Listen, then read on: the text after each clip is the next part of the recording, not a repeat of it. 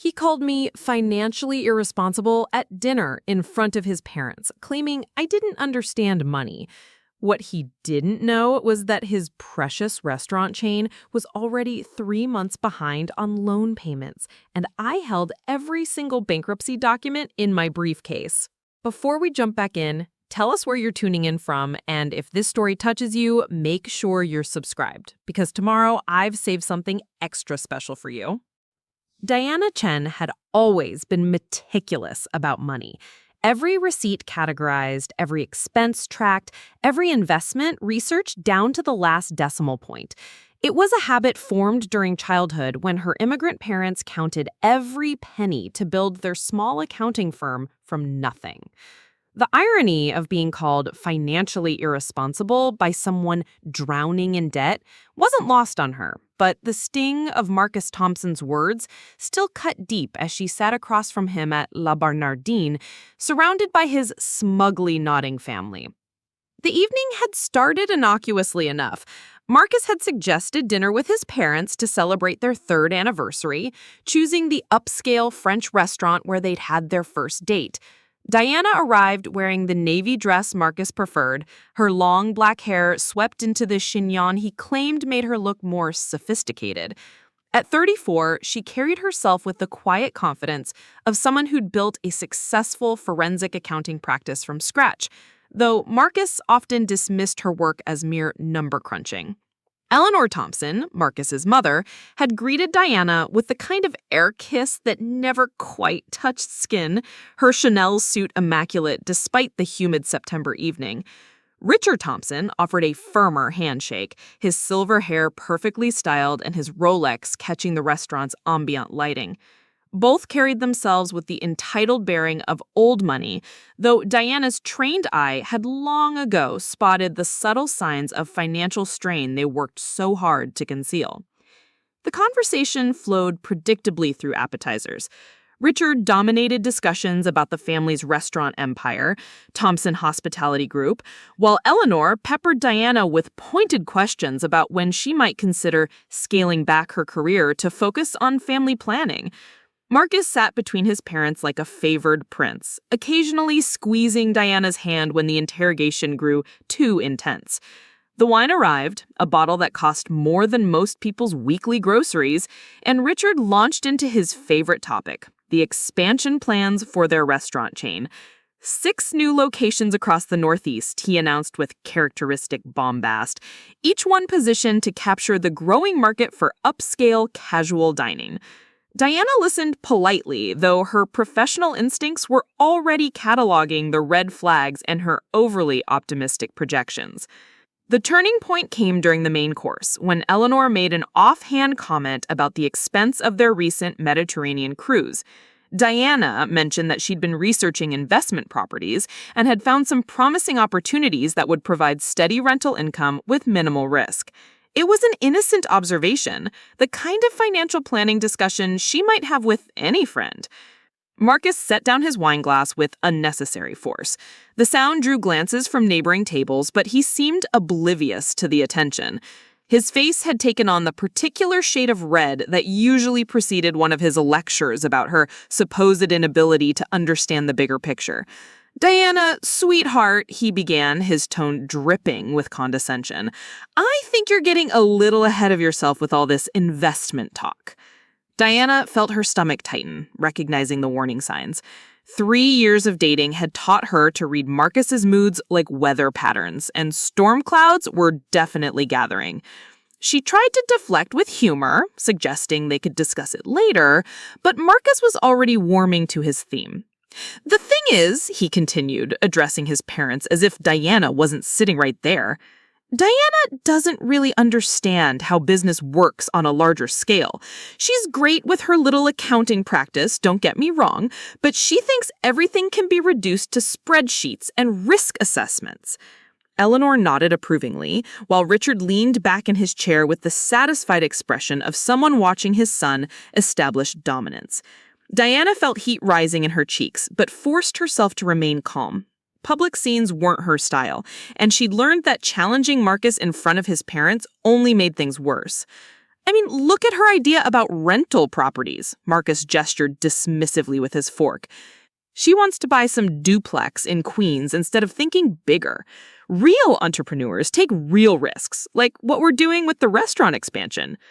Diana opened her mouth to explain that she'd actually been researching a portfolio of properties across 3 boroughs, each carefully analyzed for appreciation potential and cash flow.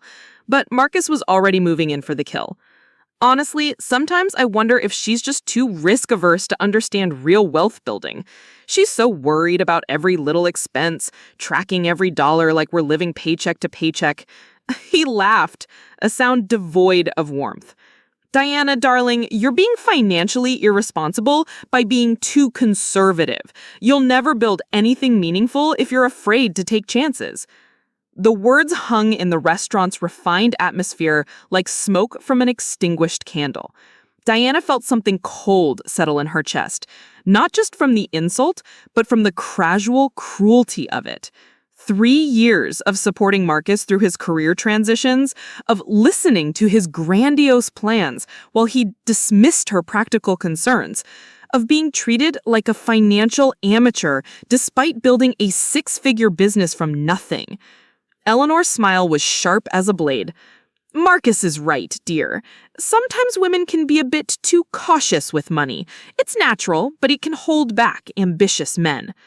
Richard nodded sagely. The Thompson family has always been about bold moves. That's how we built everything we have. Diana looked around at the table at the 3 faces regarding her with varying degrees of pity and condescension. Marcus's expression held that particular blend of affection and frustration he usually reserved for explaining why her business concerns were cute but ultimately naive. His parents simply looked pleased that their son was finally setting appropriate boundaries with his overly careful girlfriend. The irony was so perfect, it was almost comical. Diana excused herself to the restroom, needing a moment to process what had just happened. In the marble-appointed ladies' room, she stared at her reflection and tried to reconcile the woman looking back at her with the financially irresponsible person Marcus had just described to his parents. The woman in the mirror had built a forensic accounting practice that specialized in corporate fraud investigation.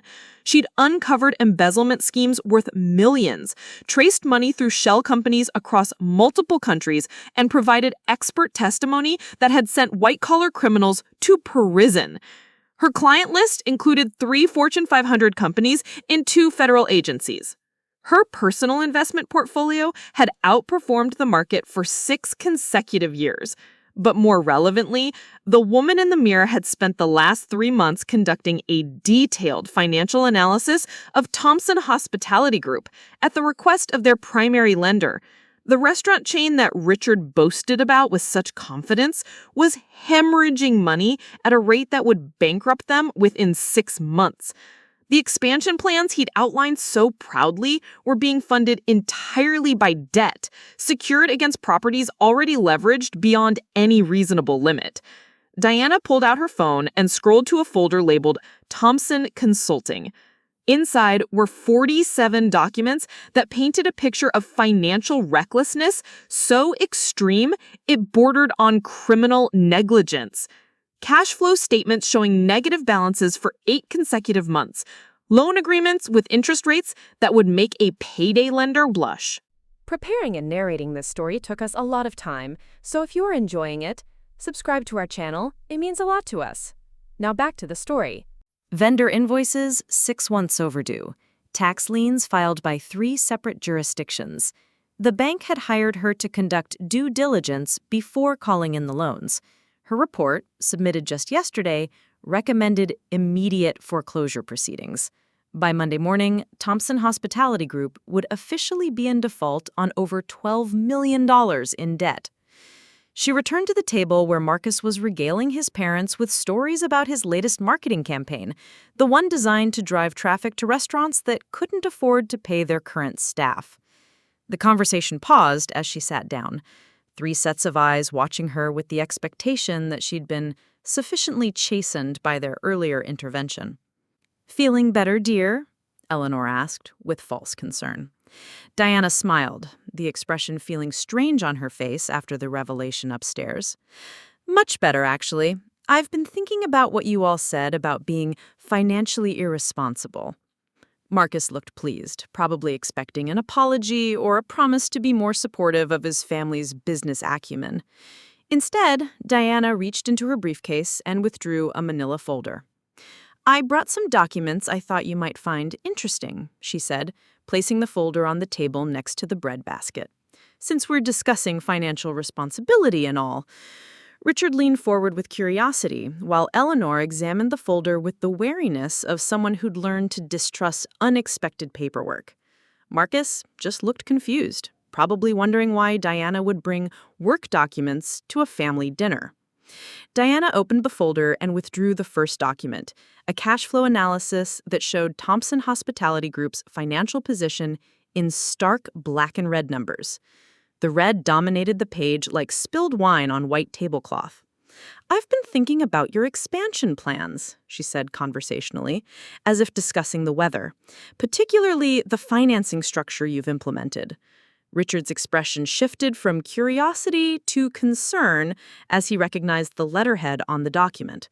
His restaurant chain's logo sat at the top of the page, but below it were numbers that told a very different story than the one he'd been spinning all evening. "Where did you get this?" Marcus demanded, his voice dropping to a whisper that wouldn't carry to other tables. "Your bank hired me to conduct a financial audit," Diana replied calmly. "They were concerned about some irregularities in your loan applications." Eleanor had gone very still, her wineglass frozen halfway to her lips. The color had drained from her face as she processed the implications of Diana's words. "You're saying you've been investigating my family's business?" Marcus's voice climbed higher, despite his efforts to control it. Diana nodded, withdrawing more documents from the folder.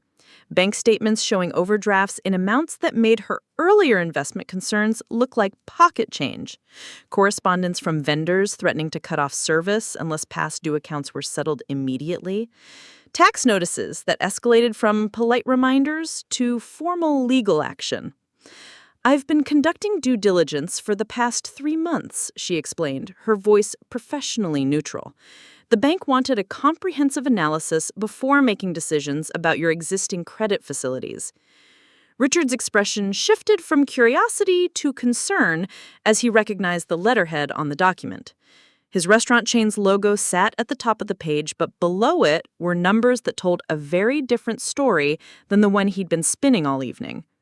"Where did you get this?" Marcus demanded, his voice dropping to a whisper that wouldn't carry to other tables. "Your bank hired me to conduct a financial audit," Diana replied calmly. "They were concerned about some irregularities in your loan applications." Eleanor had gone very still, her wineglass frozen halfway to her lips. The color had drained from her face as she processed the implications of Diana's words. "You're saying you've been investigating my family's business?" Marcus's voice climbed higher despite his efforts to control it. Diana nodded, withdrawing more documents from the folder. Bank statements showing overdrafts in amounts that made her earlier investment concerns look like pocket change. Correspondence from vendors threatening to cut off service unless past due accounts were settled immediately. Tax notices that escalated from polite reminders to formal legal action. "I've been conducting due diligence for the past 3 months, she explained, her voice professionally neutral. "The bank wanted a comprehensive analysis before making decisions about your existing credit facilities." Richard was scanning the documents with the desperate speed of someone hoping to find good news buried in the bad. His hands trembled slightly as he turned pages, each one revealing another layer of financial disaster. "This is confidential information," he blustered, but the fight had gone out of his voice. "Actually, it becomes public record on Monday when the bank files foreclosure proceedings." Diana withdrew another document, this one bearing the official seal of the bankruptcy court. "I took the liberty of preparing the necessary paperwork for Chapter 11 reorganization. Given the circumstances, it seemed like the responsible thing to do." The silence that followed was absolute. Even the ambient noise of the restaurant seemed to fade as the Thompson family processed the magnitude of their situation. Marcus stared at the bankruptcy petition as if it were written in a foreign language, his brain apparently unable to reconcile the legal documents with his family's carefully maintained facade of prosperity. Eleanor set down her wineglass with mechanical precision, her social training the only thing preventing a complete breakdown in public. Richard's face had taken on a grayish pallor that made Diana briefly worry about his cardiovascular health. "You've known about this the entire time," Marcus said slowly, the pieces finally clicking into place. "All those questions about our expansion plans, all the concern about cash flow, you've been sitting here listening to us talk about financial responsibility while you knew we were bankrupt." I nodded. "I've been trying to figure out how to tell you for weeks. Tonight seemed like the perfect opportunity." Marcus looked around the restaurant wildly, as if seeking escape from a nightmare that had somehow invaded their anniversary dinner. Other diners continued their conversations, oblivious to the financial apocalypse unfolding at table 12. "How bad is it?" Richard asked quietly, his voice barely audible above the restaurant's ambient noise. Diana pulled out a summary sheet she'd prepared specifically for this moment. Total liabilities exceed assets by approximately $14 million. The restaurants are losing money faster than they can generate revenue. Without immediate intervention, you'll be forced into involuntary bankruptcy within 60 days. Eleanor made a sound that might have been a sob or a laugh. It was difficult to tell which was which. Her perfectly applied makeup remained intact, but her composure was fracturing along invisible fault lines. "So, when you talk about me being financially irresponsible, I have to wonder what you mean. Because from where I'm sitting, buying a rental property with positive cash flow seems pretty conservative compared to expanding a business that loses $50,000 every month." Marcus was still staring at the documents as if they might disappear if he looked hard enough. "You let us sit here and lecture you about financial planning while you knew we were bankrupt." "I let you reveal who you really are," Diana corrected. "I wanted to see if you'd show me the respect of honesty or continue treating me like I was too stupid to understand basic economics." Richard was adding up numbers on his phone, probably trying to find some mathematical loophole that would make the disaster disappear. Eleanor had retreated into the kind of shocked silence that follows major trauma. The waiter appeared to ask about dessert, then quickly retreated when he sensed the tension at the table. Diana suspected their conversation had been entertaining the neighboring tables for the past 10 minutes, though everyone was too polite to stare directly. "There has to be something we can do," Marcus said desperately. "Some way to restructure the debt or find new investors." Diana shook her head. "I spent 3 months exploring every possible option. The numbers don't work. You've borrowed against properties that are already underwater, signed personal guarantees that will follow you through bankruptcy, and committed to expansion costs that will drain whatever liquidity you have left." She pulled out a final document, a detailed timeline showing the cascade of events that would unfold over the next 90 days. Bank notices, foreclosure proceedings, asset seizures, personal bankruptcy filings. Each step laid out with the methodical precision that had made her one of the most sought-after forensic accountants in the city. "The only question now is whether you file for protection voluntarily or wait for your creditors to force the issue," she concluded. Eleanor finally spoke, her voice hollow. "We'll lose everything." "Everything that was leveraged as collateral, yes," Diana confirmed. "The restaurants, the properties, most of your personal assets. But there's still time to protect some things if you act quickly." Marcus looked up from the documents with an expression she'd never seen before. Not anger or frustration, but genuine fear. "Why are you showing us this now? Why not just let us find out on Monday?" Diana considered the question seriously. 3 years of relationship history, of supporting someone who just publicly humiliated her over her supposed financial incompetence. The answer was complex, layered with hurt and disappointment, and a kind of grim satisfaction. Because I wanted you to know that I've been watching your family make terrible financial decisions for months while being lectured about my supposed irresponsibility, she said finally. I wanted you to understand what it feels like to have someone you trust see you as fundamentally incompetent. The weight of her words settled over the table like a heavy blanket. Marcus was beginning to understand that this wasn't just about the bankruptcy. This was about every dismissive comment, every condescending explanation, every time he'd treated her professional expertise as cute hobby. Richard was scrolling through the documents on his phone, probably trying to figure out how to break the news to business partners and investors. Eleanor sat frozen, her social programming unable to process a crisis of this magnitude in such a public setting. I need to make some calls, Richard said abruptly, standing with the kind of jerky motion that suggested barely controlled panic. Eleanor rose with him, her movements careful and deliberate. We should go home, figure out what to do next. They left money on the table without looking at the check, moving toward the exit with the mechanical precision of people in shock. Other diners watched their retreat with curiosity, probably wondering what could cause such a dramatic departure from what had appeared to be a pleasant family dinner. Marcus remained seated, staring at the bankruptcy documents as if they might spontaneously combust. Diana sipped her wine and waited, watching him process the multiple layers of revelation that had just upended his understanding of reality. You've been lying to me for 3 months. I've been doing my job for 3 months, Diana corrected.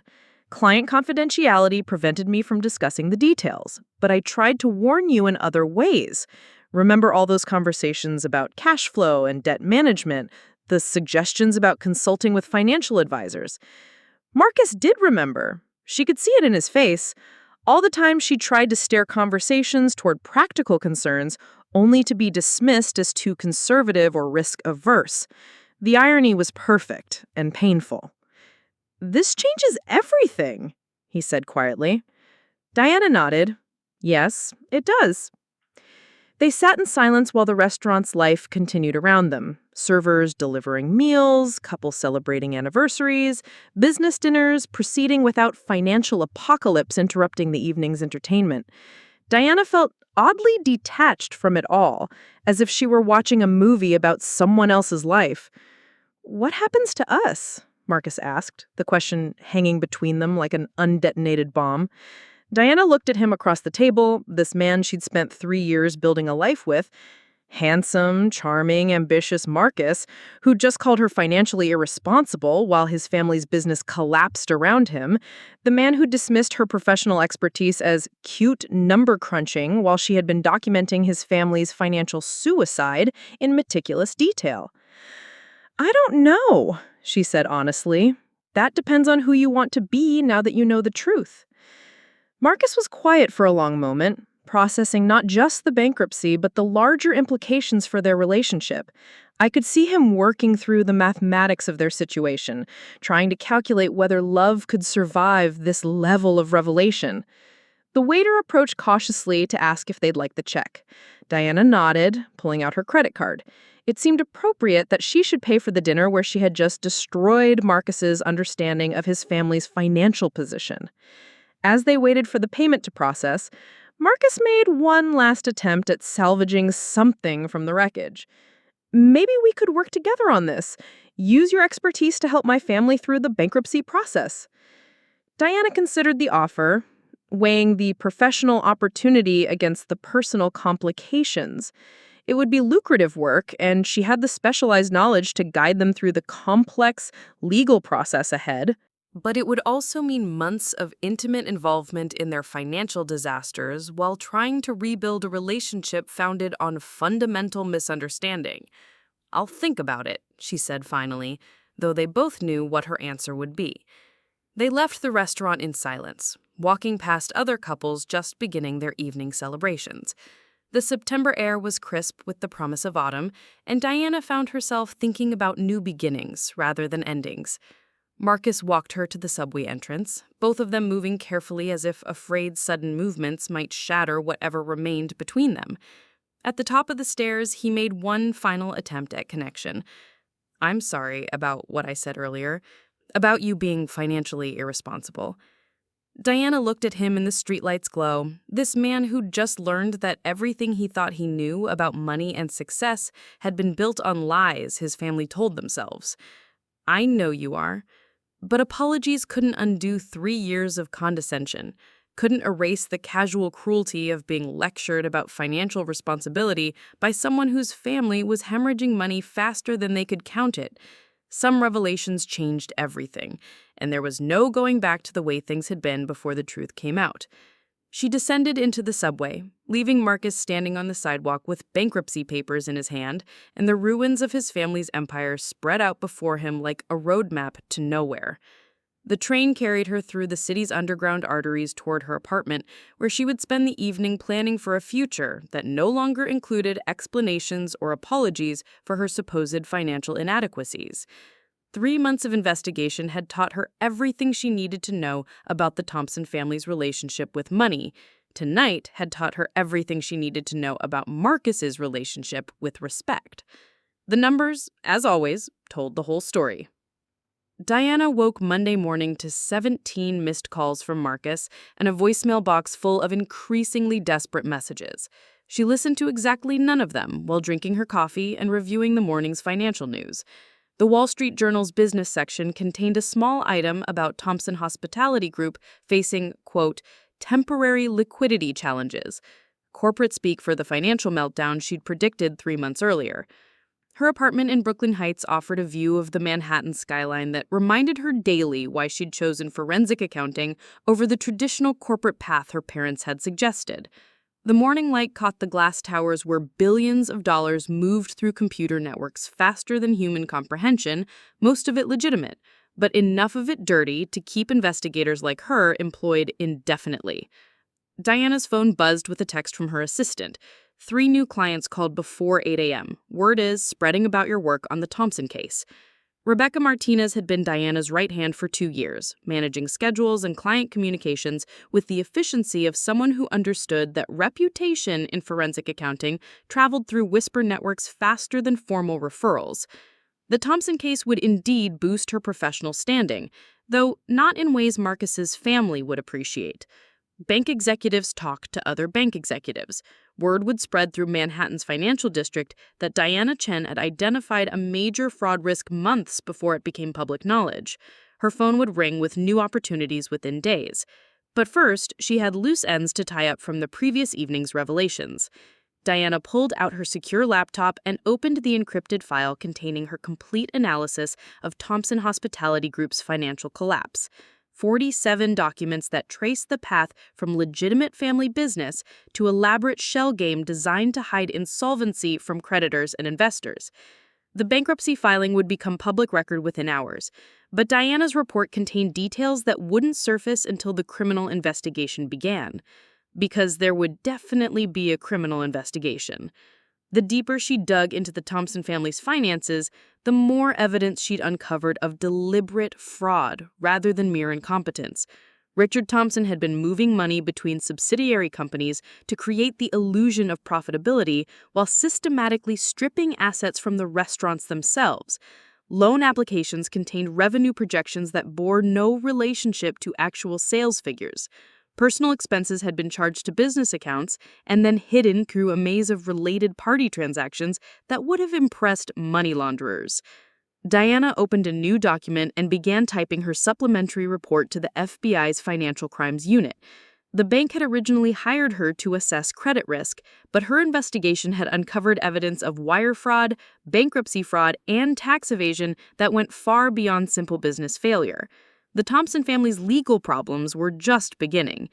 Her phone rang at exactly 9 o'clock. Marcus's name appeared on the screen for the 18th time since midnight, but Diana let it go to voicemail, along with all the others. She had more important calls to make. The first went to Special Agent Patricia Wells at the FBI's White-Collar Crime Division. Diana had worked with Wells on 3 previous cases, establishing the kind of professional relationship that made complex financial investigations run smoothly. Wells answered on the second ring, her voice carrying the brisk efficiency that had made her one of the Bureau's most successful investigators. "Chen, please tell me you have something interesting for me," Wells said without preamble. I have a family-owned restaurant chain that's been operating as a criminal enterprise for approximately 2 years. Wire fraud, bankruptcy fraud, tax evasion, and enough related party transactions to keep your team busy for months. The silence on the line stretched for several seconds as Wells processed the implications. How solid is your evidence? Ironclad. Bank records, tax returns, internal communications, vendor agreements. I've traced every fraudulent transaction back to its source and forward to its destination. How did you get access to internal communications? Diana smiled, anticipating the question. The bank hired me to conduct due diligence on loan applications. The Thompson family provided full access to their corporate records as part of the credit review process. They basically handed me evidence of their own crimes. Wells was quiet for another moment, probably calculating the resources required for a prosecution of this magnitude. Financial fraud cases required months of investigation and even longer to bring to trial, but convictions in cases with Diana's level of documentation approached 90%. "Send me everything you have," Wells said finally.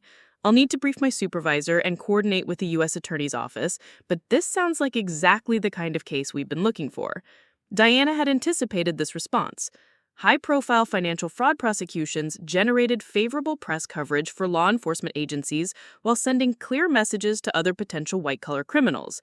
The Thompson case would check all the necessary boxes for federal prosecutors seeking to demonstrate their commitment to holding wealthy defendants accountable.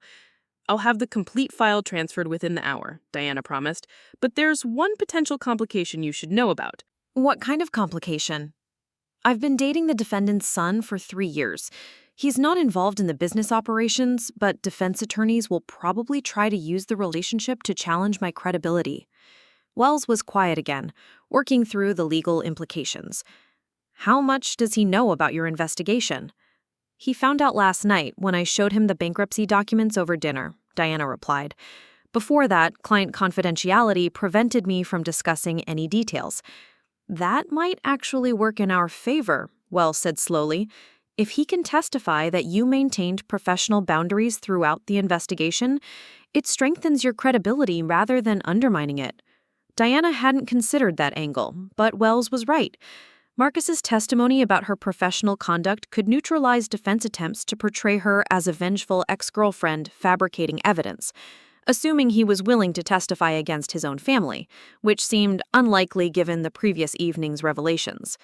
After hanging up with Wells, Diana called her attorney to discuss the inevitable complications that would arise from dating someone whose family she'd just referred for federal prosecution. Jennifer Park had handled legal issues for Diana's business since its inception, navigating the complex ethics rules that governed forensic accounting practice. "This is either the bust revenge story I've ever heard or the worst conflict of interest," Park said after Diana explained the situation. "Possibly both." "I followed all the ethical guidelines," Diana insisted. "I maintained client confidentiality throughout the investigation and didn't use any information obtained through the personal relationship." "I know you did, but that won't stop the Thompson family's lawyers from claiming otherwise. They're going to argue that you targeted them because of personal animosity toward Marcus." Diana had anticipated this challenge as well. "The bank hired me before I knew they were investigating Thompson Hospitality Group. The assignment was completely random from my perspective." "That helps, but we need to document everything carefully. Every communication with the bank, every professional decision you made, every step of your investigation. Defense attorneys will scrutinize your work looking for any evidence of personal bias." Park was right, of course. Financial fraud prosecutions often became battles over investigator credibility, with defense teams working to undermine the government's case by attacking the professionals who'd uncovered the evidence. Diana's personal relationship with Marcus would provide obvious ammunition for such attacks, but Diana had built her reputation on meticulous documentation and unshakable professional standards. Every decision in the Thompson investigation had been driven by evidence rather than emotion. Her work would survive scrutiny because she'd conducted it with the knowledge that scrutiny was inevitable. Her phone buzzed with another call from Marcus. This time she answered, curious about what explanation he might offer for his family's criminal enterprise. "Diana, thank God." Marcus's voice was strained, carrying the desperate edge of someone who hadn't slept and probably hadn't eaten. "We need to talk." "I'm listening." not over the phone. Can you meet me somewhere? There are things about my family situation that you don't understand." Diana almost laughed at the irony. After 3 months of investigation, she understood the Thompson family's situation better than they did themselves. But curiosity about Marcus's perspective made her agree to meet at a coffee shop in neutral territory. The cafe in Dumbo was busy enough to provide privacy through ambient noise, but public enough to prevent emotional outbursts. Diana arrived first, choosing a corner table with clear sight lines to both entrances. Years of investigating financial crimes had taught her to think defensively about meeting locations. Marcus appeared 15 minutes later, looking like he'd aged a decade overnight. His usually pristine appearance was disheveled, his shirt wrinkled and his hair uncombed. Dark circles shadowed his eyes, and his skin had taken on the grayish pallor of someone processing extreme stress. He sat across from her without ordering anything, his hands shaking slightly as he placed them on the table. "My father wants to know if you'll consider a settlement." "A settlement for what?" "He thinks maybe you fabricated some of the evidence to make our financial situation look worse than it actually is. Because of our relationship, you know? Maybe you were angry about something and decided to get back at my family." Diana stared at him across the small table, processing the audacity of the accusation. "Your father thinks I fabricated 47 documents over 3 months because I was angry about our relationship?" Marcus's face flushed red. "I'm just telling you what he said. I don't necessarily agree with it." "What do you think happened, Marcus?" The question hung between them while Marcus struggled to reconcile his family's narrative with the evidence Diana had presented. She could see him working through the mathematics of their situation, trying to find some explanation that didn't require accepting their family's fundamental dishonesty. "I think maybe there's been some kind of misunderstanding," he said finally. "Maybe the numbers look worse on paper than they actually are in practice." Diana pulled out her phone and opened the banking app for Thompson Hospitality Group's primary operating account. The bank had given her read-only access to monitor cash flow during the investigation, access that wouldn't expire until the formal credit review concluded. "Your family's main operating account has been overdrawn for 6 consecutive days. The automatic overdraft protection has been triggered 11 times this month. 3 checks to vendors have bounced, and 2 more are pending without sufficient funds to cover them." Marcus stared at the screen as if the numbers might rearrange themselves into something less catastrophic. "Those are just temporary cash flow issues." Dad said the new investors are going to wire funds this week. What new investors? The private equity group that's been interested in our expansion plans. Dad's been negotiating with them for months. Diana felt a cold knot form in her stomach. She'd reviewed every communication between Thompson Hospitality Group and potential investors during her investigation. There had been preliminary discussions with 2 firms, both of which had withdrawn after conducting basic due diligence. "Marcus, there are no new investors. The private equity groups pulled out 6 weeks ago when they saw your financial statements." The color drained from his face as another piece of his family's carefully constructed fantasy crumbled. "That's not possible. Dad just had a conference call with them on Friday." Diana was quiet for a moment, allowing him to process the implications. Richard Thompson had been lying to his own son about the company's prospects, maintaining the facade of potential salvation even as bankruptcy became inevitable. "I'm sorry," she said gently, "but your father has been misleading you about a lot of things." Marcus slumped in his chair as if physically deflated. How bad is it really? Diana considered how much truth he could handle in his current emotional state. The complete picture included criminal fraud charges that would likely result in prison sentences for both his parents. Richard had signed personal guarantees that would follow him through bankruptcy, while Eleanor had been listed as an officer on loan applications containing false information. "Your family will lose the restaurants and most of their personal assets," she said carefully. "Beyond that, there may be legal consequences for the way they've handled the finances." Legal consequences? The FBI is going to investigate the discrepancies between your loan applications and your actual financial performance. When banks lose this much money due to fraudulent representations, federal prosecutors take notice. Marcus was quiet for a long time, staring out the cafe window at pedestrians going about their normal Monday morning routines. People with jobs and mortgages and ordinary problems that didn't involve federal criminal investigations. "You reported them to the FBI," he said finally. It wasn't a question. I reported evidence of potential crimes that I discovered during a legitimate investigation. It's my legal obligation as a forensic accountant. You could have warned us, given us a chance to fix things before involving law enforcement. Diana felt a flash of anger at the suggestion that she should have participated in covering up financial crimes. Fix things how? By helping your family hide evidence of fraud from federal investigators? Marcus didn't answer immediately, but she could see him working through the moral implications of what he was asking. 3 years of dating had taught her to read his expressions, and she recognized the particular look of someone realizing they just suggested something ethically indefensible. "I just wish you'd trusted me enough to say something," he said quietly. "I tried to warn you indirectly dozens of times. Every conversation about financial planning, every suggestion about consulting with professionals, every time I expressed concern about your family's expansion plans. You dismissed all of it as excessive caution." The truth of her words was written across his face. Marcus was remembering all the conversations he'd brushed aside, all the professional advice he'd discounted because it came from someone he'd categorized as overly conservative. "What happens now?" he asked. "Now your family hires criminal defense attorneys and prepares for a federal investigation that will examine every financial transaction they've made over the past 3 years. The bank will foreclose on the restaurants and pursue collection on the personal guarantees. Your parents will probably face charges for wire fraud and bankruptcy fraud." Marcus absorbed this information with the stunned silence of someone watching their entire world collapse in real time. Diana felt sympathy for him, despite everything that had happened. Whatever his faults, Marcus had been kept in the dark about his family's criminal activities.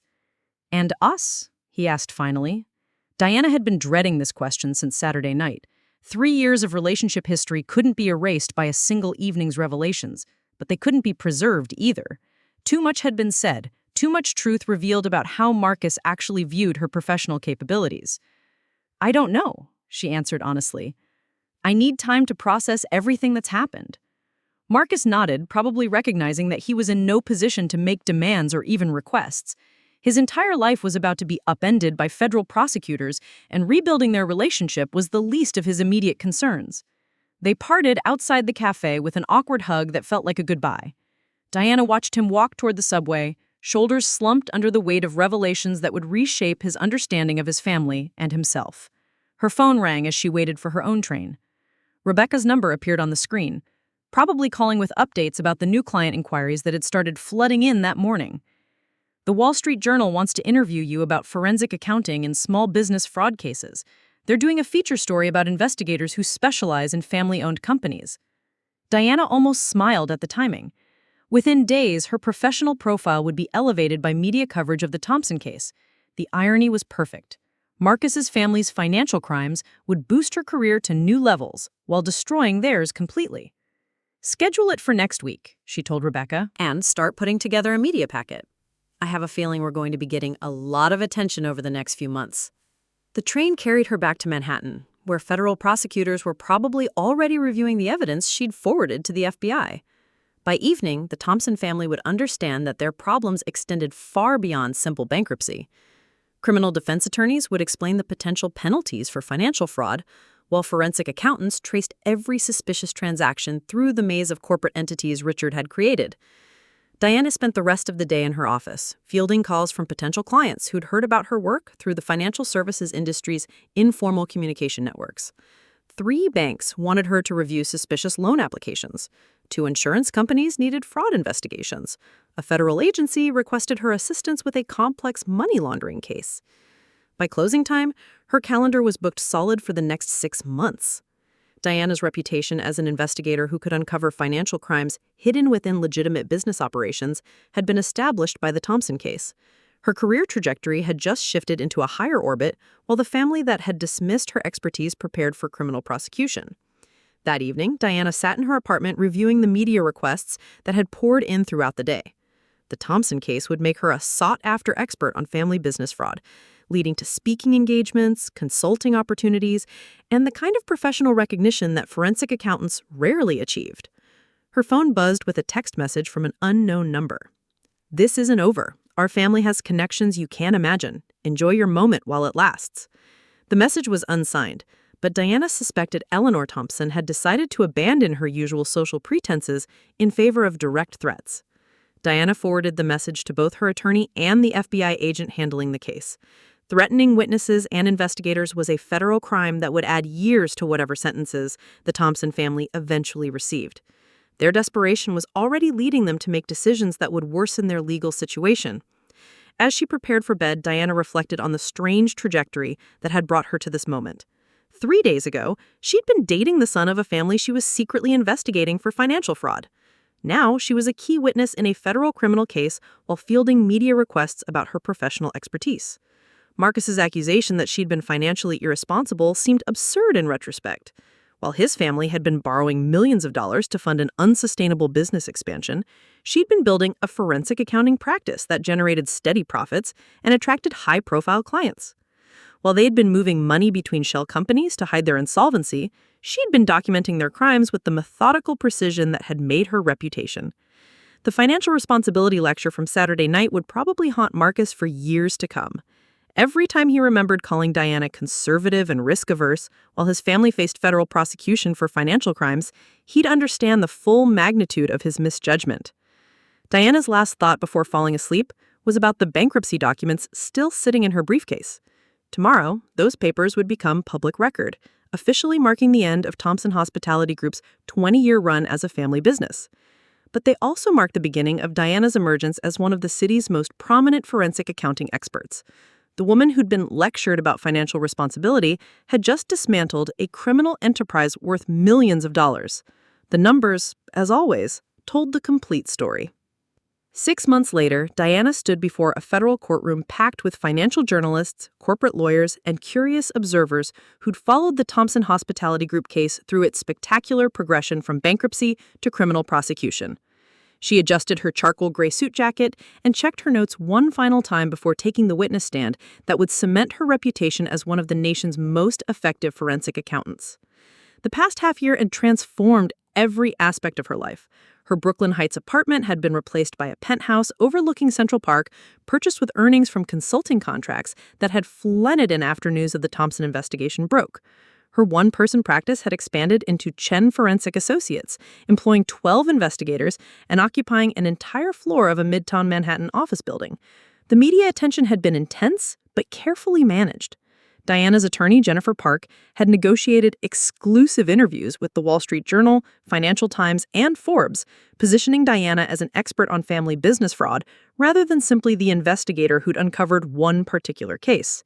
The strategy had worked brilliantly. Diana's phone rang daily with requests from law enforcement agencies, corporate boards, and international banks seeking her specialized expertise. But success had come with personal costs that were becoming apparent as she prepared to testify against the family of the man she'd once planned to marry.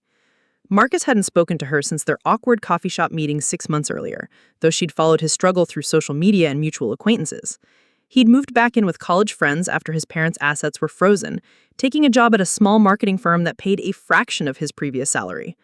The prosecution's opening statements had painted a picture of systematic fraud that exceeded even Diana's initial estimates.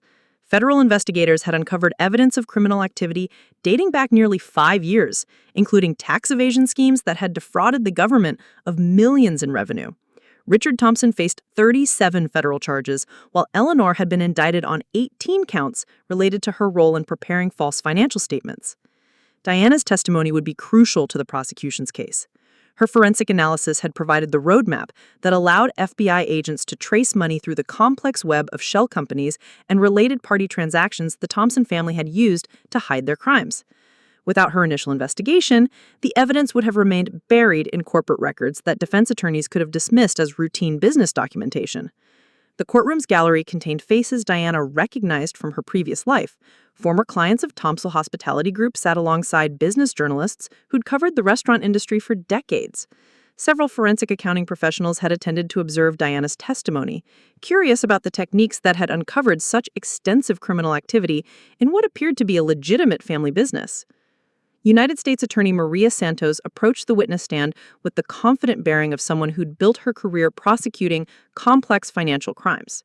Santos had personally taken charge of the Thompson case, recognizing its potential to demonstrate federal law enforcement's commitment to holding wealthy defendants accountable for white-collar crimes. Ms. Chen, please tell the court about your professional background and qualifications. Santos began, establishing Diana's credibility for the jury's benefit. Diana recited her credentials with practiced ease. Master's degree in accounting from Columbia University, certified public accountant license, certified fraud examiner designation, 5 years of experience investigating financial crimes for corporate clients and government agencies. Her resume included cases involving money laundering, securities fraud, tax evasion, and bankruptcy fraud, with a conviction rate approaching 90% in cases where her testimony had been presented. "How did you become involved in investigating Thompson Hospitality Group?" Santos continued. "First National Bank hired me in March to conduct due diligence on loan applications submitted by Thompson Hospitality Group and its related entities. The bank was considering significant increases to existing credit facilities and wanted independent verification of the financial information provided by the borrowers." Diana's voice carried the professional neutrality she'd cultivated through dozens of similar testimonies. The jury needed to see her as an objective expert rather than someone with personal motivations for uncovering wrongdoing. "What was the scope of your investigation?" "I was granted full access to corporate records, bank statements, tax returns, and internal communications dating back 3 years. My assignment was to verify the accuracy of financial statements, analyze cash flow projections, and assess the overall creditworthiness of the borrowing entities." Santos moved to her exhibit table and withdrew a thick binder containing Diana's forensic report. "Did you prepare a written analysis of your findings?" "Yes, I submitted a comprehensive report documenting significant discrepancies between the financial information provided to the bank and the actual performance of Thompson Hospitality Group's operations." "What types of discrepancies did you identify?" Diana turned slightly toward the jury, making eye contact with several members as she explained her findings. The loan applications contained revenue projections that were inflated by approximately 40% compared to actual sales figures. Operating expenses were understated by similar margins. Cash flow statements omitted significant liabilities that were carried on the books of related entities. In your professional opinion, were these discrepancies the result of errors or intentional misrepresentation? The defense attorney's objection was immediate and expected. Objection calls for speculation about the defendant's mental state. Judge Harrison sustained the objection, but Santos simply rephrased the question. "Based on your analysis of the corporate records, did the discrepancies follow any identifiable patterns?" "Yes, the misrepresentations were systematic and sophisticated, suggesting detailed knowledge of banking regulations and financial reporting requirements. Money was moved between entities immediately before financial statements were prepared, creating temporary improvements in cash positions that disappeared after the statements were submitted. Revenue from one-time asset sales was categorized as recurring operational income." Diana's testimony continued for 3 hours, walking the jury through the complex financial manipulations that had allowed Thompson Hospitality Group to secure millions in loans while hiding their true financial condition. She explained how shell companies had been used to obscure ownership of assets, how related party transactions had inflated revenue figures, and how personal expenses had been hidden within legitimate business costs. The defense attorney's cross-examination focused on Diana's relationship with Marcus, attempting to portray her investigation as personally motivated rather than professionally conducted. The strategy backfired when Diana calmly explained that she had been hired before learning the identity of the company under investigation and had maintained strict confidentiality throughout the process. "Miss Chen, isn't it true that you were romantically involved with the defendant's son during the entire period of your investigation?" Defense attorney Robert Klein asked. "That's correct. And isn't it true that you never disclosed this relationship to your client at the bank?"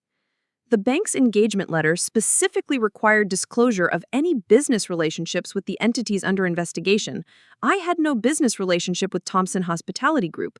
My personal relationship with Marcus Thompson was not relevant to my professional obligations." Klein pressed harder, suggesting that Diana had violated ethical standards by investigating her boyfriend's family business. Diana's response demonstrated why Santos had been confident about putting her on the witness stand. "Mr. Klein, I conducted this investigation according to the same professional standards I apply to every forensic accounting engagement. I documented every step of my analysis, maintained detailed work papers, and followed generally accepted auditing principles throughout the process. My personal relationships don't alter my professional obligations or the accuracy of financial evidence." Klein's attempts to rattle Diana only highlighted her professionalism and expertise.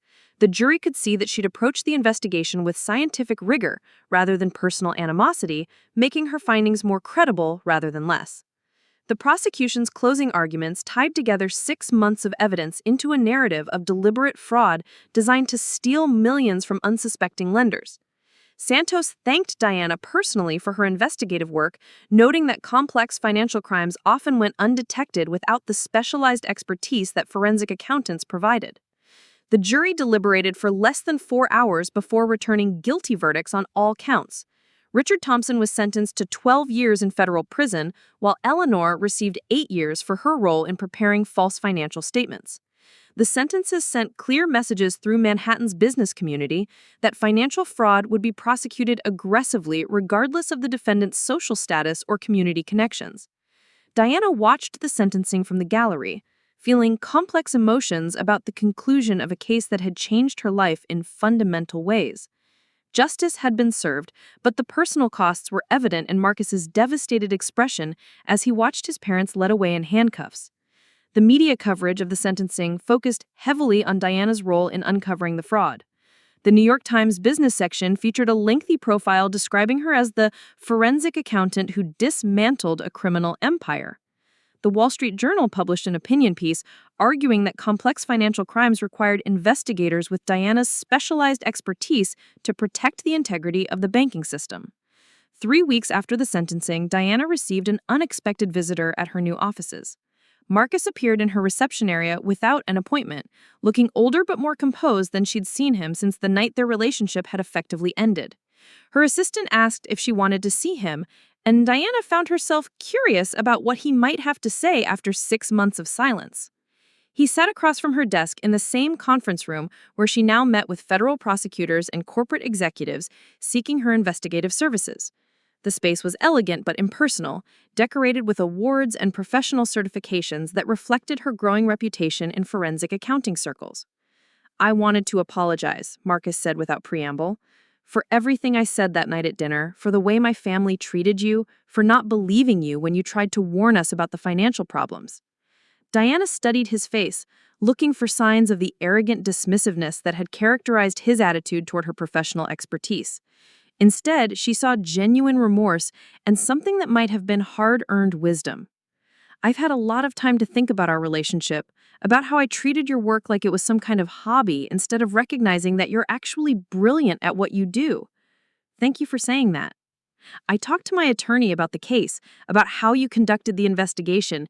He said your work was some of the most thorough forensic analysis he had ever seen.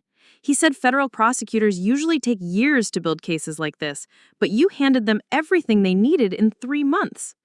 Diana nodded, unsure where Marcus was heading with this conversation. Their relationship felt like ancient history after everything that had happened, but she found herself genuinely glad to see him taking responsibility for his family's situation. "I also wanted to tell you that I testified for the prosecution during the penalty phase, about how you maintained professional boundaries throughout your investigation, how you never discussed any details with me until that night at the restaurant." This information surprised Diana.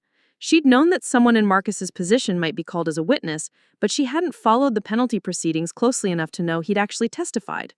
"That must have been difficult for you." "It was the right thing to do. You were just doing your job, and you did it better than anyone else could have." My parents made their own choices, and they deserve whatever consequences come from those choices. They sat in comfortable silence for several minutes, processing 3 years of shared history and 6 months of separate paths. Diana felt genuine affection for this version of Marcus, the one who'd been humbled by circumstances into recognizing other people's expertise and taking responsibility for his own mistakes. "Are you doing okay?" she asked. "I know this has been incredibly difficult." Marcus managed a weak smile. "I'm working at a small agency in Queens, doing digital marketing for local businesses. It's not glamorous, but it's honest work, and I'm learning skills I should have developed years ago instead of assuming I'd inherit my way into success." Diana was impressed by his candor. The Marcus she dated would never have admitted to learning from failure or acknowledged that he'd been unprepared for professional challenges. "I'm glad you're finding your way." "I am. Slowly. And Diana, I want you to know that I'm proud of what you've accomplished. I read the articles about your new company, about all the cases you're working on. You deserve every bit of success that's coming your way." Marcus stood to leave, but paused at the conference room door. "I know we can't go back to what we had before, but I hope someday we might be friends again, when enough time has passed. Diana considered his request carefully. Too much had happened between them for romantic reconciliation, but she could imagine a future where they might occasionally have coffee without the weight of betrayal and criminal prosecution shadowing their conversation. Maybe someday, she agreed, when enough time has passed. After Marcus left, Diana returned to her desk to review contracts for 2 new investigations that would keep her team busy through the following year. A multinational corporation suspected accounting fraud in their Brazilian subsidiary.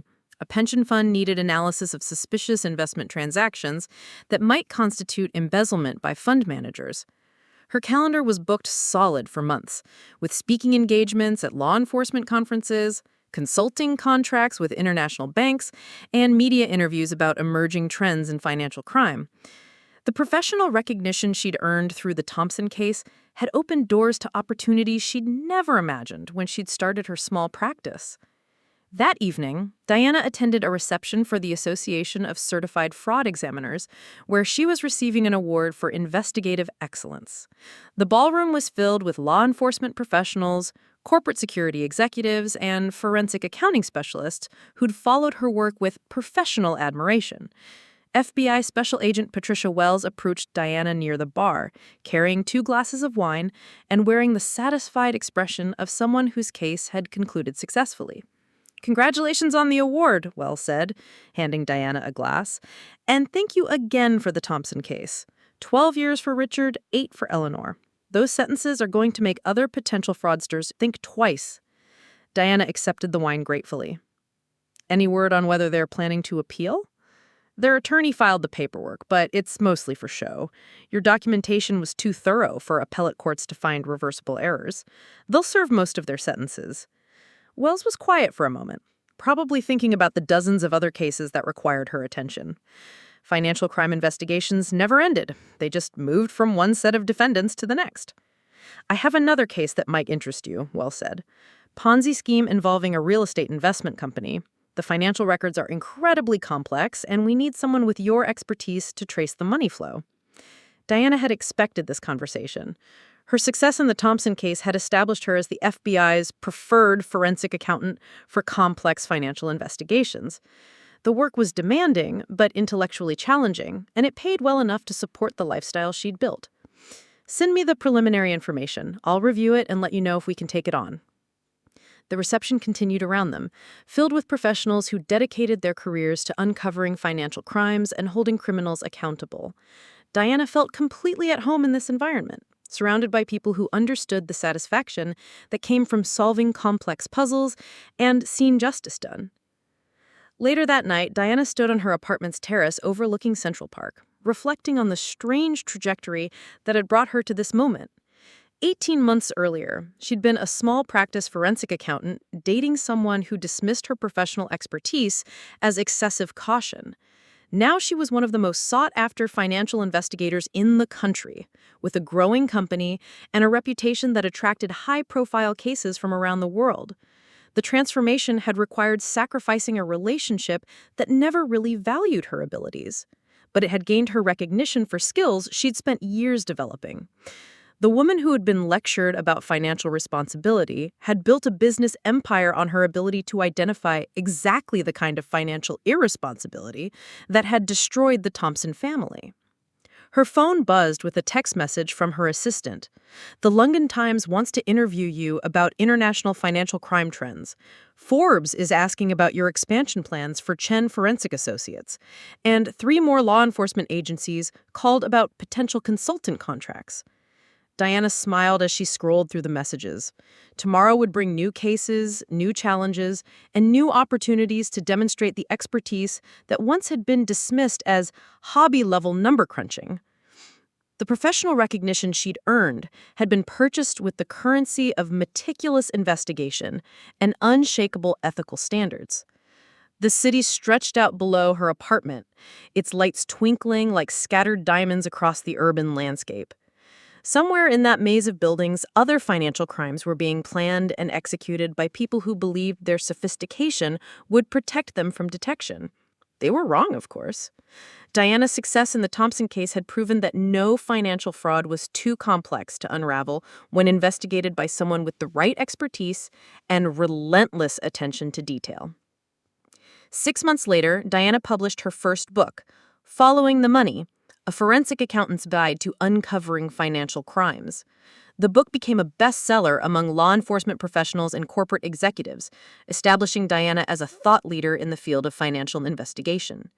Speaking engagements followed, along with consulting contracts from Fortune 500 companies seeking to strengthen their internal fraud detection capabilities. The Thompson case had become a case study taught in forensic accounting programs across the country, demonstrating how systematic analysis could uncover criminal activity hidden within legitimate business operations. Diana's investigative techniques were being replicated by other forensic accountants, spreading her methodological approach throughout the profession. Marcus sent her a congratulatory text when the book was published, noting that he'd purchased a copy and was impressed by her ability to explain complex financial concepts in accessible language. Their occasional communications had settled into a comfortable pattern of mutual respect and genuine friendship, though they rarely saw each other in person. Diana's personal life had evolved as well. She'd started dating a federal prosecutor named David Kim, someone who understood the demands of high-profile criminal cases and appreciated her professional expertise, rather than feeling threatened by it. Their relationship was built on intellectual compatibility and shared values rather than the unequal power dynamics that had characterized her relationship with Marcus. Chen Forensic Associates had grown to employ 32 investigators working on cases across 4 continents. Diana's reputation had attracted talent from major accounting firms and law enforcement agencies, creating a team capable of handling the most complex financial investigations in both corporate and criminal contexts. 2 years after the Thompson sentencing, Diana received an invitation to testify before a congressional subcommittee examining financial fraud in small businesses. Her expertise had gained national recognition, and lawmakers wanted her perspective on regulatory changes that might prevent the kind of criminal activity she'd uncovered in the Thompson case. The hearing room was packed with journalists, industry representatives, and congressional staff members interested in Diana's recommendations for strengthening financial oversight. Her testimony focused on the need for better coordination between banking regulators and law enforcement agencies, arguing that financial crimes were often detected too late to prevent significant losses. The Thompson case demonstrates that sophisticated financial fraud can operate for years within apparently legitimate business operations, Diana told the subcommittee. Early detection requires specialized expertise and systematic analysis of the kind that most small banks can't afford to conduct independently. Her recommendations included establishing regional forensic accounting centers that could provide investigative services to community banks, creating standardized training programs for bank examiners, and strengthening penalties for financial crimes to deter potential offenders. The congressional testimony elevated Diana's profile to new levels, leading to media appearances and consulting opportunities with international organizations. Her expertise was being sought by regulatory agencies in Europe and Asia, where financial crimes were becoming increasingly sophisticated and difficult to detect. 3 years after that devastating dinner at La Bernardin, Diana stood before an audience of 500 forensic accounting professionals at the International Association of Financial Crime Investigators annual conference. She was delivering the keynote address about emerging trends in financial fraud, drawing on her experience investigating complex criminal schemes across multiple industries. The audience included many of the investigators who'd followed her career since the Thompson case, professionals who'd adopted her analytical techniques and applied them to their own cases. Diana's influence on the forensic accounting profession had been profound, establishing new standards for financial investigation that were being taught in universities and training programs worldwide. Financial criminals are becoming more sophisticated, but they're not becoming more careful, Diana told the audience. Every transaction leaves a trail. Every false statement creates evidence, and every attempt to hide money creates patterns that trained investigators can identify and follow. The standing ovation lasted for several minutes, a recognition not just of Diana's professional achievements, but of her role in advancing the entire field of forensic accounting. She'd transformed from an unknown practitioner into one of the profession's most influential figures, all because she'd possessed the expertise to recognize financial fraud when she encountered it. After the conference, Diana returned to her offices to find a package waiting on her desk. Inside was a bottle of wine from Marcus, accompanied by a note congratulating her on the keynote address. He'd apparently watched the live stream online and wanted to express his continued admiration for her professional success. Thank you for being an example of what real financial responsibility looks like. I'm grateful that our paths crossed, even if they couldn't stay together." Diana smiled as she placed the note in her dress drawer alongside other mementos from the past 3 years. Her transformation from dismissed girlfriend to international expert had been built on the foundation of skills and knowledge that had always existed, but had never been properly recognized or valued. The irony remained perfect. The woman who'd been called financially irresponsible had built a career on identifying and prosecuting financial irresponsibility in others. The numbers, as always, told the complete story. Diana Chen had become exactly what she had always been, someone whose expertise was worthy of respect and recognition. The only difference was that now the world was finally paying attention. The morning sun filtered through the floor-to-ceiling windows of Diana's corner office, casting long shadows across the mahogany conference table where she reviewed the quarterly reports from Chen Forensic Associates' international divisions. 5 years had passed since the Thompson case first catapulted her into the spotlight of financial investigation, and her company now operated in 12 countries with a staff of over 200 specialized investigators. The latest case file scattered across her desk represented the evolution of financial crime in the digital age. Cryptocurrency fraud schemes that moved millions across international borders in seconds, artificial intelligence systems designed to manipulate trading algorithms, blockchain-based money laundering operations that challenged traditional investigative techniques. Each case required innovations in forensic accounting methodology that pushed the boundaries of what investigators could accomplish. Diana's phone buzzed with a secure message from Dr. Sarah Martinez, the Federal Bureau of Investigation's newly appointed Director of Financial Crimes. The message contained a single line of text and an encrypted attachment that would require Diana's personal decryption key to access. "Needs your expertise on something unprecedented. Conference call in 30 minutes. The attachment revealed preliminary details of a case that made even Diana's extensive experience seem inadequate for the challenge ahead. A consortium of international banks had discovered coordinated attacks on their electronic payment systems, with evidence suggesting that legitimate transactions were being diverted to accounts controlled by unknown entities. The scale of the operation was staggering. Over $300 million had been stolen across a 6-month period, with new thefts occurring daily. What made the case particularly complex was the sophistication of the criminal organization behind it. Unlike typical cybercriminals who relied on technical vulnerabilities, these attackers demonstrated intimate knowledge of international banking regulations, corporate governance structures, and forensic investigation techniques. They designed their operation to exploit gaps between different countries' legal systems while leaving minimal evidence that traditional investigators could follow. Diana's secure phone rang precisely 30 minutes after Martinez's message, connecting her to a conference call that included representatives from the FBI, Interpol, the Securities and Exchange Commission, and banking regulators from 7 countries. The international scope of the investigation would require coordination between agencies that rarely work together effectively. "Ms. Chen, thank you for joining us. We're facing a criminal organization that appears to understand our investigative capabilities better than we understand theirs. We need someone with your expertise to develop new approaches for tracking money through systems that were designed to be untraceable." Diana listened as the other participants outlined what they'd learned about the attacks. The criminals had infiltrated legitimate financial institutions by compromising employees who had access to payment processing systems. Instead of stealing money directly, they had altered transaction routing codes so that payments intended for legitimate recipients were redirected to accounts they controlled. The elegance of the scheme was disturbing. Customers believed their payments had been processed normally, while recipients assumed that payments were simply delayed by routine banking procedures. The thefts weren't discovered until weeks or months later, when sophisticated reconciliation procedures identified discrepancies between sent and received amounts. "How many institutions have been compromised?" Diana asked. "We've confirmed infiltration at 47 banks across 11 countries," replied Agent Thompson from the FBI Cyber Division. "But our analysis suggests the actual number may be significantly higher. These criminals are patient and methodical, sometimes taking months to activate their access once they've compromised an employee." Diana was already formulating investigative strategies as she listened to the briefing. Traditional forensic accounting relied on following paper trails and analyzing transaction patterns, but this case would require understanding human psychology as well as financial systems. The criminals had succeeded by manipulating people rather than just exploiting technical vulnerabilities. "I'll need access to personnel records for all affected institutions," Diana said. "Not just the employees who were directly compromised, but everyone who had access to the systems that were infiltrated. We need to understand how the criminals identified and recruited their inside sources." The investigation that followed consumed 6 months of Diana's life and required expanding her company's capabilities in directions she'd never anticipated. She hired former intelligence officers who specialized in analyzing human networks, cybersecurity experts who understood blockchain technology, and psychologists who studied criminal behavior patterns.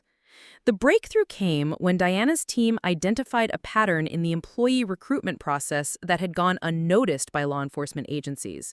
The criminals weren't randomly targeting bank employees. They were specifically seeking individuals who were experiencing financial stress but had maintained clean employment records. These employees were approached through seemingly legitimate business opportunities that gradually evolved into criminal conspiracies. Diana's analysis revealed that the criminal organization had been operating for nearly 3 years, during which time they developed profiles of thousands of potential recruits across the international banking system. They'd used social media monitoring, credit reporting services, and even public records databases to identify employees who might be vulnerable to financial incentives. The psychological sophistication of their approach was unprecedented in Diana's experience.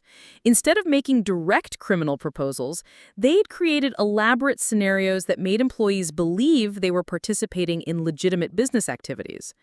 By the time targets realized they were involved in criminal enterprises, they'd already provided access credentials and were too compromised to withdraw.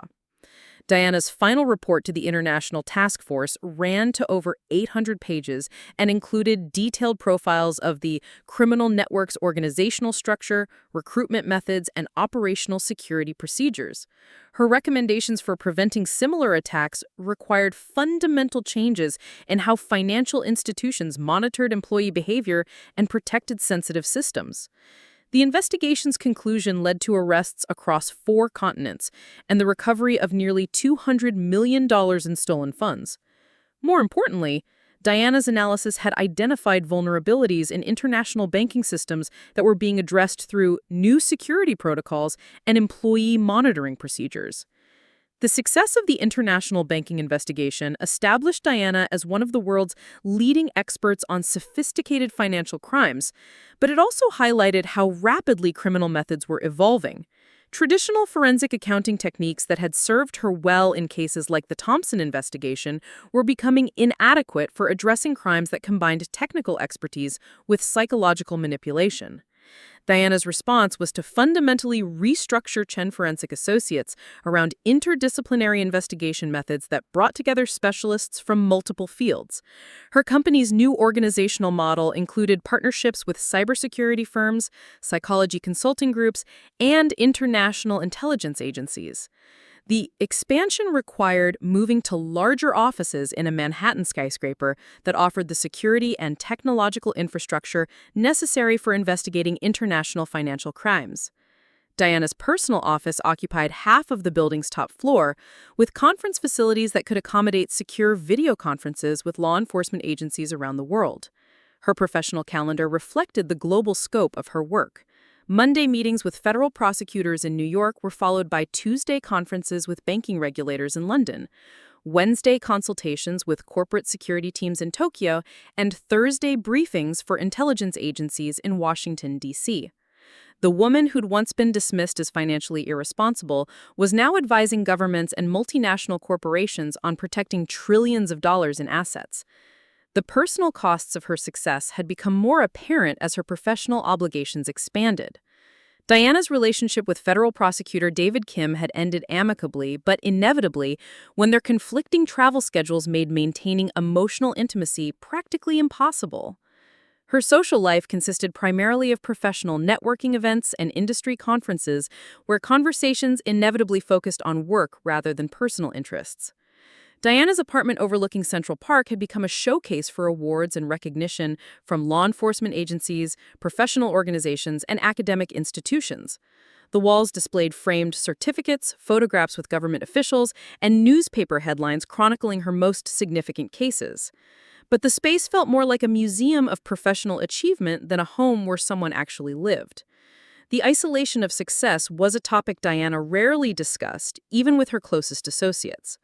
Her transformation from overlooked forensic accountant to internationally recognized expert had been built on sacrificing personal relationships in favor of professional excellence. The recognition she'd sought after being dismissed by Marcus and his family had come at the cost of the very human connections that might have made success meaningful.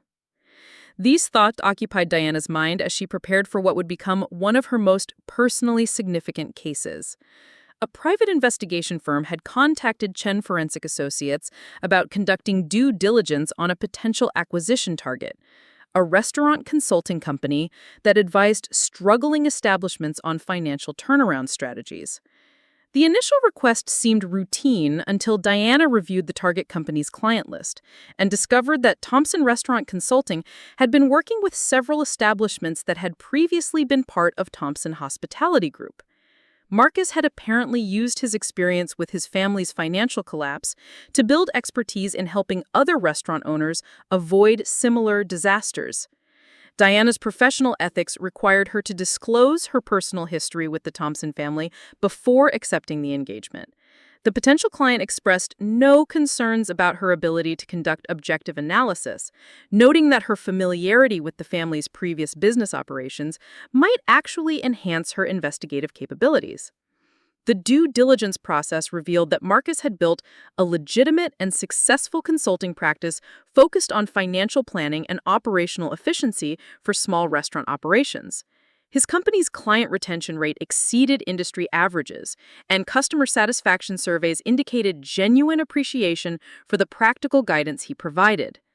More surprisingly, Marcus had earned certifications in restaurant management and small business financial planning, demonstrating a level of professional development that contrasted sharply with his previous reliance on family connections. The man who'd once dismissed Diana's expertise as excessive caution apparently had learned to value the kind of detailed financial analysis that prevented business failures. Diana's investigation uncovered correspondence between Marcus and several former Thompson Hospitality Group employees who'd been hired by competing restaurant chains after the bankruptcy. The communications revealed Marcus's efforts to ensure that affected employees received fair treatment during the transition, even though he had no legal obligation to assist them. The due diligence report Diana prepared for her client was thoroughly professional but privately satisfying. She'd documented Marcus's transformation from entitled heir to competent business advisor, noting that his consulting company represented exactly the kind of legitimate enterprise that contrasted with his family's criminal activities. The client ultimately decided not to proceed with the acquisition for reasons unrelated to Diana's investigation, but the case had provided her with insight into how the Thompson family's destruction had affected Marcus personally. The experience of watching his parents prosecuted for financial crimes had apparently motivated genuine efforts at personal and professional development. 6 months later, Diana received an unexpected invitation to speak at a conference for small business owners about identifying and preventing financial fraud. The invitation came from the National Restaurant Association, and the conference program indicated that Marcus Thompson was scheduled to speak on a panel about operational efficiency immediately before Diana's presentation. Diana accepted the invitation partly from professional obligation, but mostly from curiosity about how Marcus would handle their first public appearance at the same event since his family's prosecution. The conference was held at a hotel in Chicago, providing neutral territory for what might become an awkward personal encounter. Diana arrived early for her presentation and observed Marcus's panel discussion from the back of the conference room. His presentation focused on practical strategies for managing cash flow and controlling costs, delivered with a competence and authority that would have been impossible during his previous incarnation as an entitled heir. The questions from audience members revealed genuine respect for Marcus's expertise, with several restaurant owners noting that his guidance had helped them avoid bankruptcy during difficult economic periods. The transformation was remarkable. The man who'd once lectured Diana about her supposed financial conservatism was now teaching other business owners to embrace exactly the kind of cautious planning he had previously dismissed. After his panel concluded, Marcus approached Diana near the hotel's coffee station. 5 years had passed since their last conversation, and both had been fundamentally changed by the experiences that followed the Thompson family's prosecution. "Diana, it's good to see you," Marcus said, extending his hand with the formal courtesy of professional acquaintances rather than former romantic partners. "Hello, Marcus. I heard your presentation. It was very impressive." They found an empty table in the hotel's lobby away from other conference attendees who might recognize either of them from media coverage of the Thompson. Congratulations on another successful case.